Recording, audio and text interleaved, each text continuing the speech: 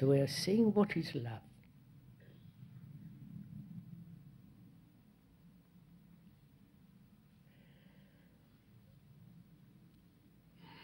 Theologians have written volumes about it. The priests throughout the world have given a significance to it. Every man and woman throughout the world gives a specific meaning to it. If they are sensual, they give that meaning. And so on, so on, so on. So,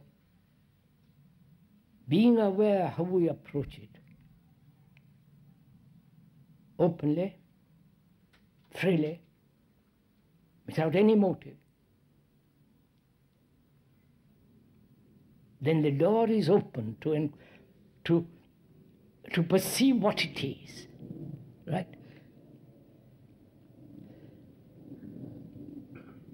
We close the door to perception if we come to it with an opinion, with some conclusion, with our own personal little experience. We'll close the door and there's nothing you can't investigate. But if you come to it openly, freely, eagerly to find out, then the door opens, you can look through. All right? Please, are we doing this? Because I think this may solve all our human problems. The approach and what is love. In the mechanistic world, it doesn't exist. The totalitarian people, that word is probably an abomination. They only know it as love of the country, love of the state. Or if you're a Christian, you have love of God, or love of Jesus, or love of somebody. In India, it's the love of their particular guru or their particular deity, and so on. So we're asking, putting all that aside, not ignorantly, but seeing that what they have done, what religions have done with that word, and perhaps with the feeling behind that word, being aware of all that, we must go into this, right? It means we must not only look what others have done to the word, how they have imposed certain conclusions upon our minds throughout the ages, and also what our own inclinations are. Being aware of all that, let's approach it tentatively. What is love? Is it pleasure?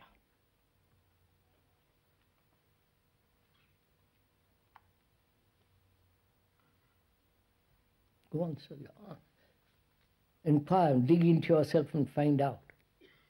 Is it pleasure? For most of us it is.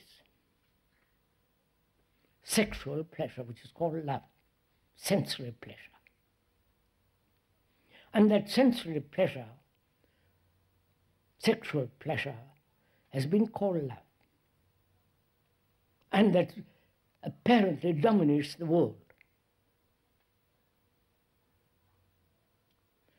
It dominates the world because probably in our own lives it dominates us.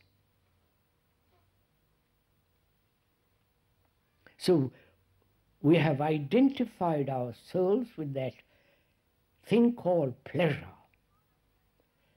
identified love with that thing called pleasure. And is love pleasure? Which doesn't mean that love is not pleasure. We must inquire into it. It may be totally something entirely different. But first we must inquire into it. Right? Is love desire?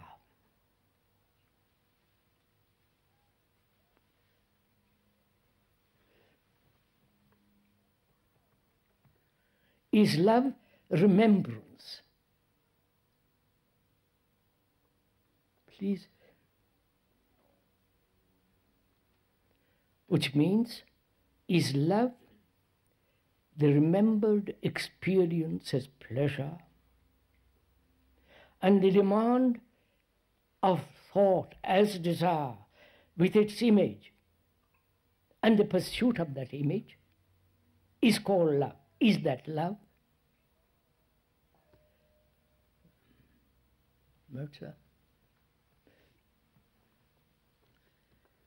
And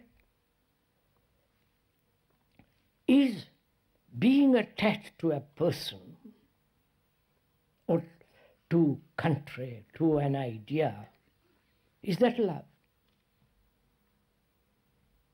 Attachment, dependence. Please look into yourself, not listen to me. I'm not worth listening to. But what is significant, what's worthwhile, is that you listen to yourself. When these questions are being put, you have to answer it for yourself, because it's your daily life. And if attachment is not love, and if attachment is love, what are the implications involved in it? You understand my question? If we say love is pleasure, then we must see the whole consequences and the implications of that statement. Then we depend entirely on sensory, sexual excitement, which is called love. And with it goes all the suffering, the anxiety, the desire to possess, and from that possessive desire, attachment. And where you are attached, there is fear, fear of loss. And from that arises jealousy, anxiety, anger, gradual hatredness. Right? And also you must see what are the consequences of which are not pleasure. Then what is love? Which is not jealousy, attachment, remembrance, pursuit of pleasure through imagination and desire and so on. Is love then the opposite of all this? You follow?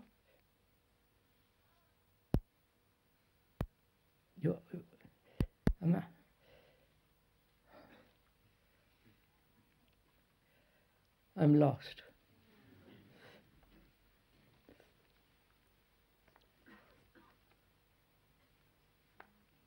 We said, is love the opposite of pleasure, of attachment, of jealousy? If love is that, then that love contains jealousy, attachment, and all the rest of it. Therefore, love, seeing all the implications of attachment, pursuit of desire, the continuous reel of remembrances. I loved and I am not loved. I remember that particular sexual pleasure or that particular incident which gave me delight. So the pursuit of that and the opposite of what is called love is then love the opposite of hate. You understand? Or love has no opposite.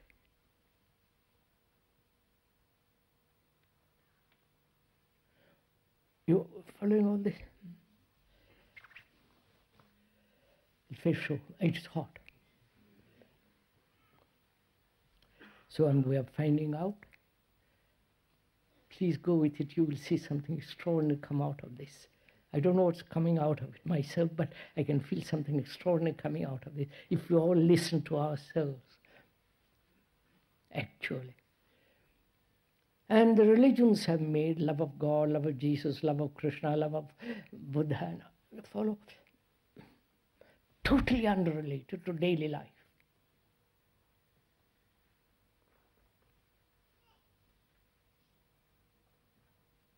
And we are concerned with the understanding and finding the truth of our daily life, the totality of it, not just sex or power or position or jealousy or some idiotic complex one has, but the whole structure and the nature of the extraordinary life in which we live.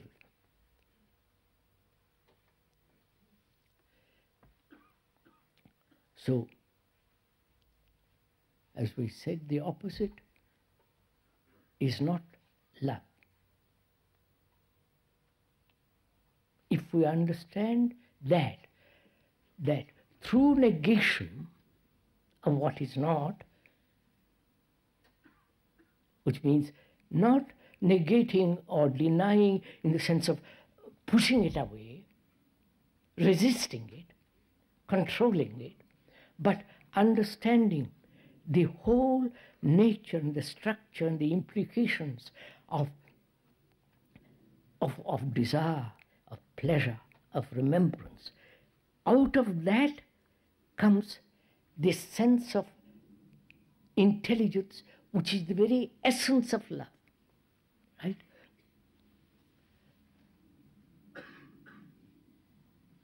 Are we meeting each other, sir?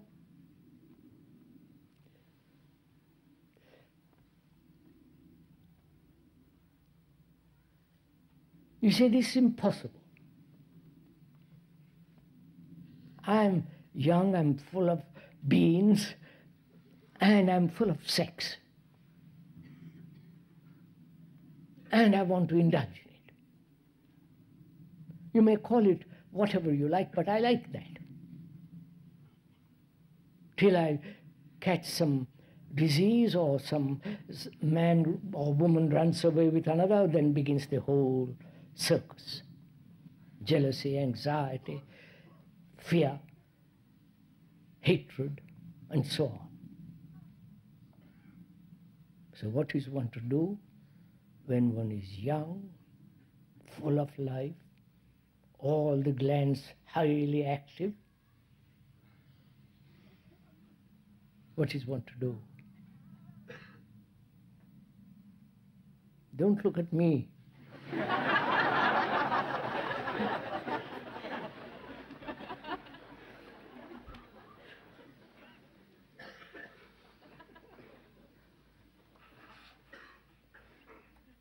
Look at yourself, which means, please listen, which means you cannot possibly depend on another to find out the answer.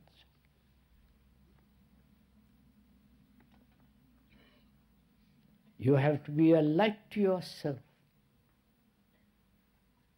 You have to be a light to yourself in understanding, desire, remembrance, the whole attachment, and all that. Understand it, live it, find out.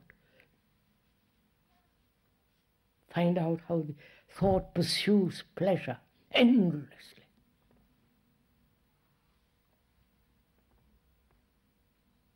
If you understand the depth and the fullness and the clarity of all that, then one will not be in a state of perpetual control, then guilt and regret. You follow? All that one goes through when one is young. If one is sensitive. If you are merely out for pleasure, well, that's a different matter.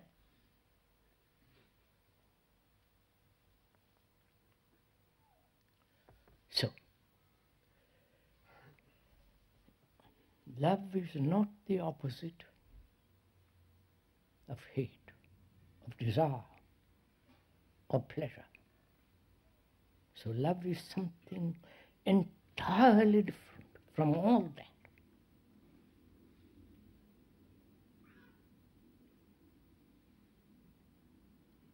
Because love has no opposite. If you really understand this, go into it, not catch my enthusiasm, my vitality, my interest, my intensity, then we will find out what is much more inclusive than that is compassion.